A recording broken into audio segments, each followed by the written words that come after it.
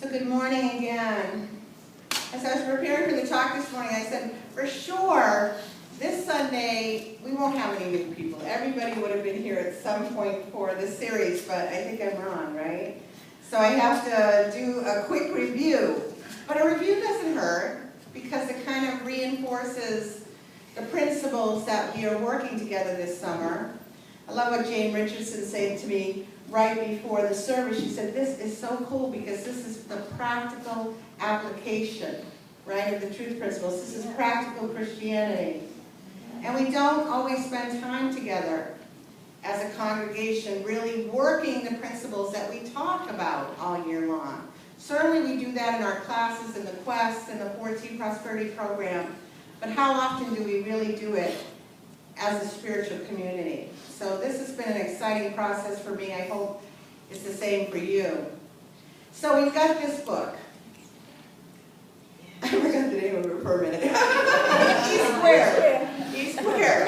That is focusing on my thoughts create my reality. Exactly what Kathy was talking about in her beautiful meditation. That I can create my reality anew at any time, any place, under any circumstances.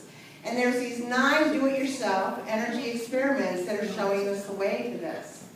So, as of today, we have completed 5 experiments from the book. We had the experiment that proved God exists. Again, I just want to mention that Pam Grau calls it the field of potentiality. God exists. The second principle proved that whatever I focus on, whatever I look for, I will see in my world. Remember the yellow butterflies and purple feathers and green cars and so forth? The third principle, let me see if I'm getting this, the L. Einstein, I'm not telling you all the names of them, I remember, it's the Dude Abides, the Jetta Volkswagen, right? You know these. So the third principle was to prove that we too are fields of energy.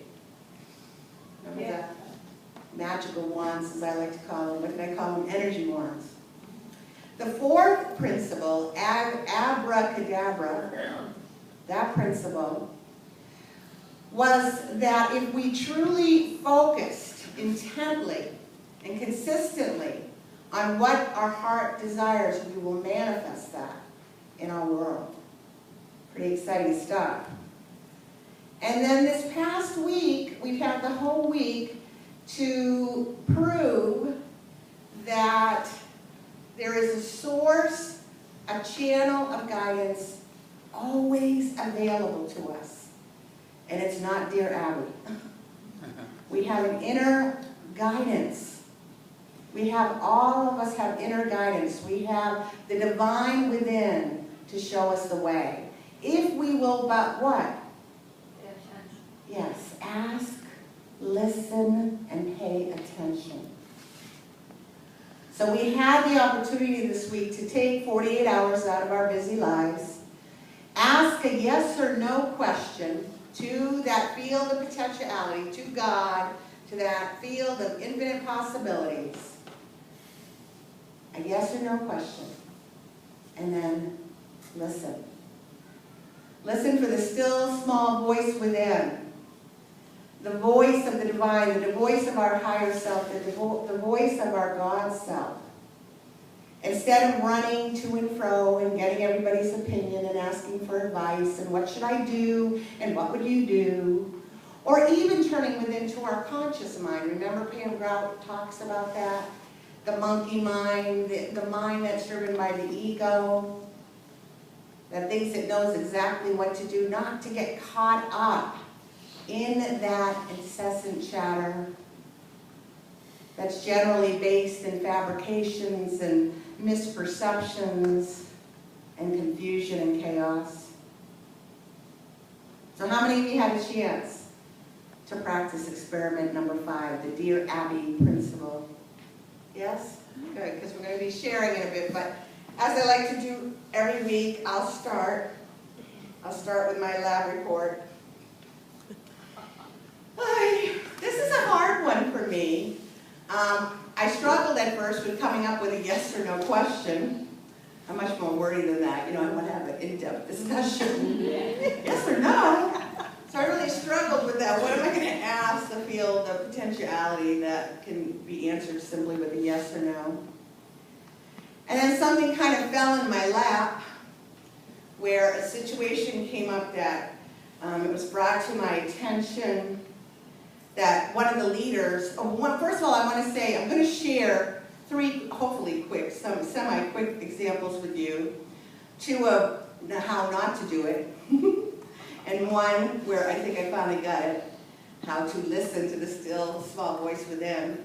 So all of these questions that I ended up asking this week are of a personal nature, so I can't go into excruciating detail with you, because one of the things that I really believe about preachers is that they really should only share in areas where they have worked it out already, not when they're in process of still figuring it out. That's not necessarily helpful to a congregation. So I'm going to give you a general idea about these questions, but not a lot of specifics. And I'm sorry for the curiosity that killed the cat. So the first one has to do with, I have rolled out with my leadership body, and I've been doing this for several months now. And who are the leaders at the Unity Church of Central Mass? They're the staff, they're the prayer chaplains, they're the Unity disciples, they're the board of trustees. Who am I forgetting? Team leaders. Team leaders, the ministry team leaders. We have about 20 leaders in this church. Isn't that amazing? Isn't that wonderful? Well, we've been doing some really concentrated work with the leaders, where we've been talking to them about living the mission statement here at UCCM. What's the mission statement? The Unity Church of Central Massachusetts is a loving spiritual home that celebrates the Christ's presence in everyone. So I've really been talking to them about holding the high watch, walking the talk, creating a culture of compassion, cooperation, caring, kindness instead of criticism, complaining, condemnation, things like that, right? Yeah. So we've done extensive work with this. So it comes to my attention last week that one of my leaders went on a tirade of complaining and condemning and criticizing. Guess who? Me, of course. And so, you gotta breathe. You gotta breathe when those things happen, right? Just say, BJ, breathe. So I said, this is a good question. This is a good question, feel the potentiality. Should I confront this person or not? And so I thought, oh, I got my question, my yes or no question. But what I proceeded to do was I took the Dear Abby approach. What's the Dear Abby approach? I sought advice. I sought guidance. I talked to 2 of my colleagues this past week extensively about the situation. I'll just say who they are, Kathy, Arlene. What should I do? Should I fire the person immediately? Should I ignore this? Should I give them a warning? What should I do? Blah, blah, blah, blah, blah, blah, blah, blah, blah, blah. So, gotta throw that one out. Experiment number 5. Did it work? No. So I said, that can't be my question. So then, we're getting to about midweek. I still don't have a question. So then I decided, okay, what's something you really want to resolve? Well, it's no surprise to any of you that I have a weight issue, that I'm overweight, that I'm fat. And so I said, well, I really want to know what I should do about that. What program should I start? So, I have to pick a program if I'm going to do a yes or no. Now, if you know me, if anybody has history with me, I've lost 100 pounds 3 times in my life. One where I won't go into how I did it because it wasn't really healthy. The second, I used to work for Nutrisystem for a period of time. I lost 100 pounds with them. And then the most recent was with the Atkins diet.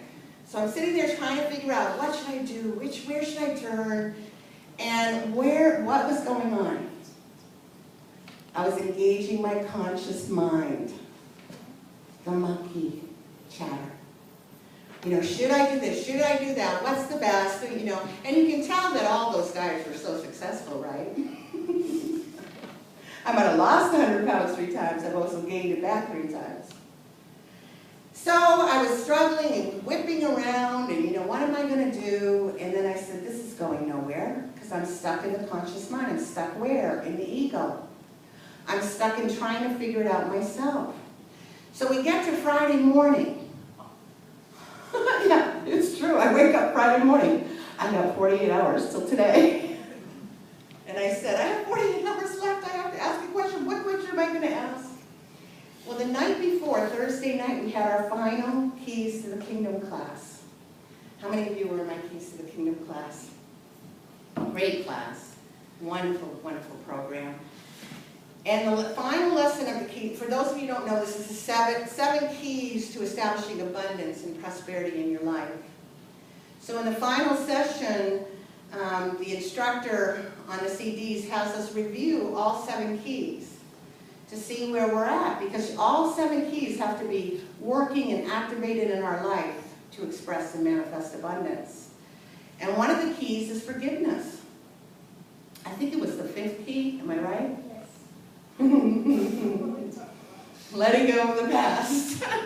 So I'm in the class and we're reviewing this key, and I'm usually really where I need to be when it comes to forgiveness. I've done a lot of work in that area during my tenure in spiritual in unity and so forth, but just recently, this past year, I had a falling out with a dear friend.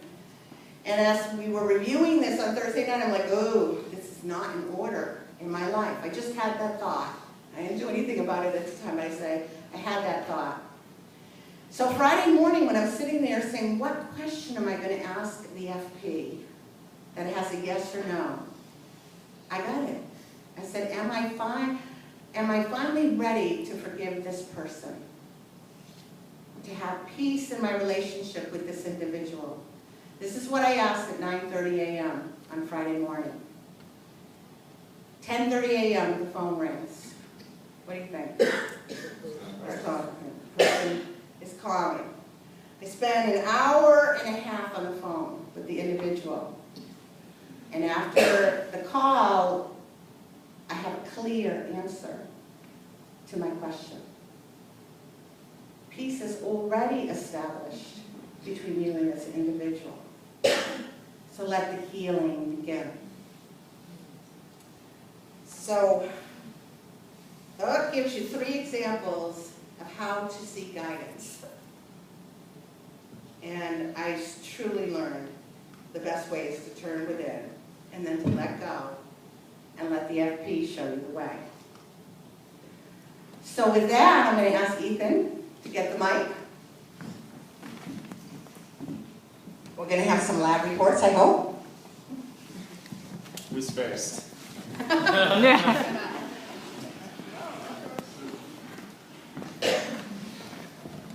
Well, actually, I did 2 experiments, and it was very hard, like to say, I want answers, I want detailed answers. But I did ask a question. I recently left community activism, and I had this invitation. There's a lot of shootings in my neighborhood, so I was invited to go to a crime watch, and my friend called me up and she put me on this enormous guilt trip that I'm not going. And I felt like, well, if I go, I'm going to start getting back into that again. And I felt like I went in a different direction. I want to do that. So I says, God, what do I do?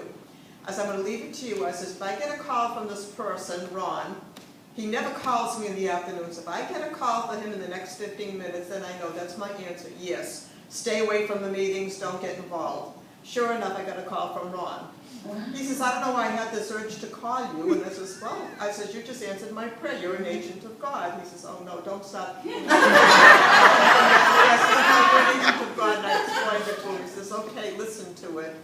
Then the second one was also I'm having problems with a friend. And I says, okay, another yes or no. I says, what should I do? Should I keep the friendship going? Well, within half an hour, the person called and she got on this horrible tirade. You know, she was very negative, very, I mean, I hate to say it, was just a very ugly conversation. I actually had to hang up on her, and I said, I guess that was my yes answer. That, enough is enough with that, because it just brings me down spiritually. So I think I had very good answers with that one. Yeah. And I'm still waiting for the week before. Very I asked clear. for $100 by the 27th, and hopefully it's going to come in. I need it for a trip I'm taking. By August so. 27th? August 27th, because I won't give you 48 hours, you've got 3 So weeks. let's hold that intention with Sue. So, Yeah. I really want it, so when I go on this little one-day trip, I get something to go and buy souvenirs for myself. Okay, great. Thank you. Any more Anybody stories? else? You know, this was a challenging one, right? Was for me anyway. I have been struggling with going to school. And so I had even questioned myself, even though I was directed by God to go. And I went. I was struggling. So I asked God, should I go on? Should I pursue this dream, or should I just give up? Because I'm so struggling to even enter the classroom.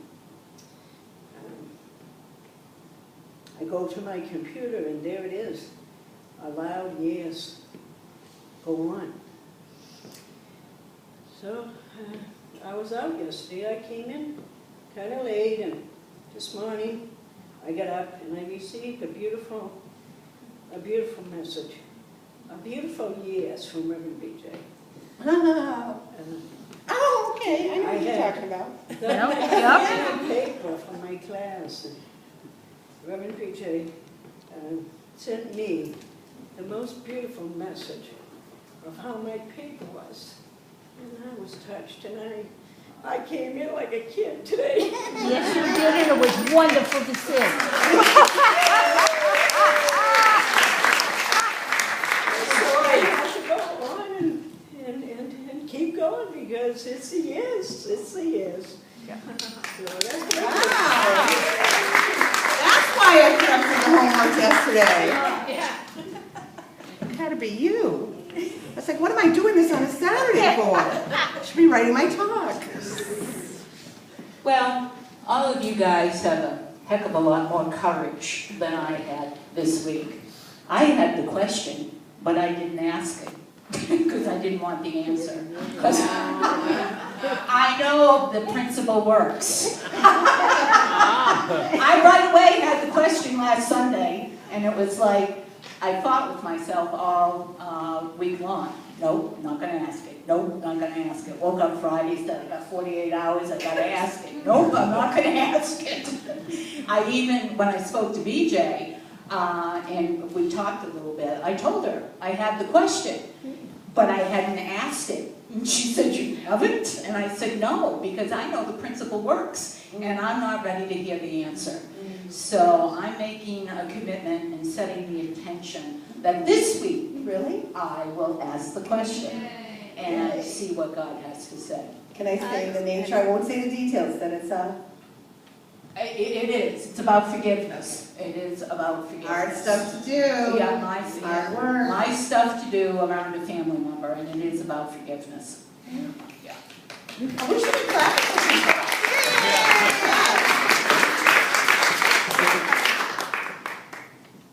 Anybody else?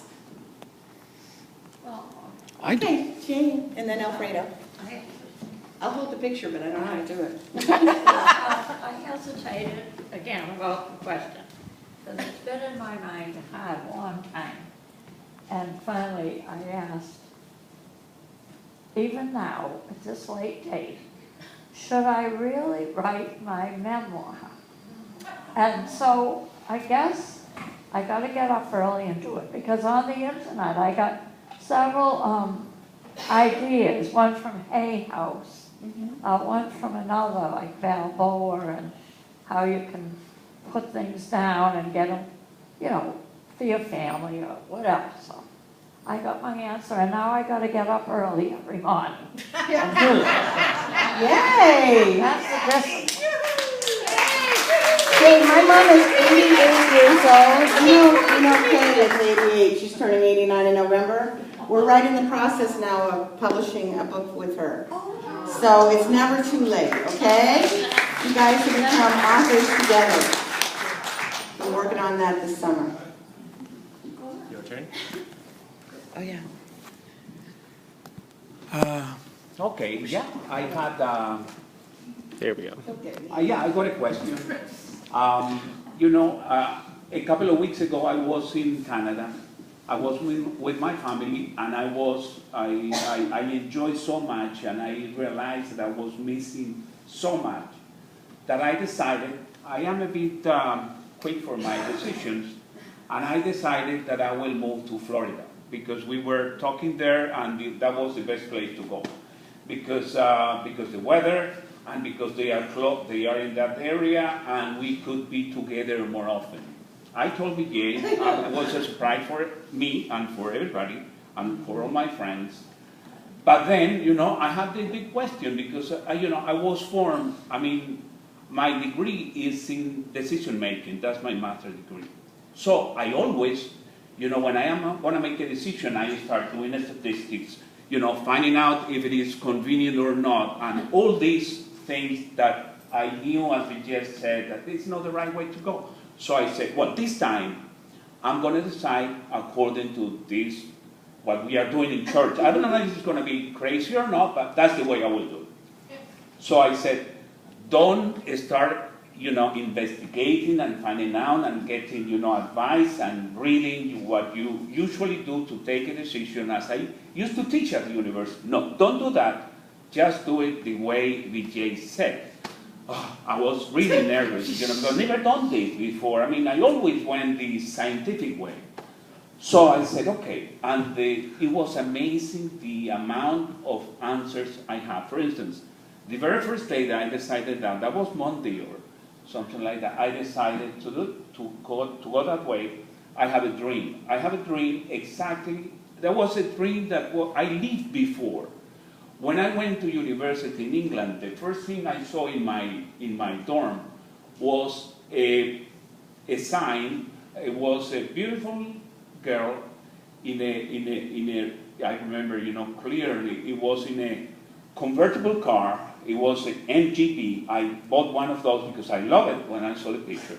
And the girl had a writing there that I always learned by heart. It said, I don't want to be a millionaire, I just want to live like one. And I really took that on my heart. I always thought that way. And I've been sometimes millionaire, but I mean, I have been living like a millionaire my whole life. That's a fact. So I said, well, that's a clue, you know, I have to go somewhere that way. And then I started receiving, you know, information about how good it is to live like a millionaire. And in Massachusetts, when you are a millionaire, you live in Florida during the winter and here during the summer. I said, hey, wait a minute. This is bringing, you know, me somehow to a path. And then next day, I received an article that I live in the 15th better city in the United States. Shrewsbury is number 15 in the United States. I said, hey, wait a minute. Then I started having all these ideas, how can I do it? Even now that I'm not a millionaire anymore, but yeah, I can do it. You know, I can live here during the winter, and you know, so I'm starting to do modifications in my house to live, you know, during the winter, in Florida, and during the summer here. I love it. You know, it's just amazing the way it works. You know, and I'm so happy than ever. You know. Yay! Okay. Oh, I'm so happy. He told me he was new into Florida. You know, this is something I think I told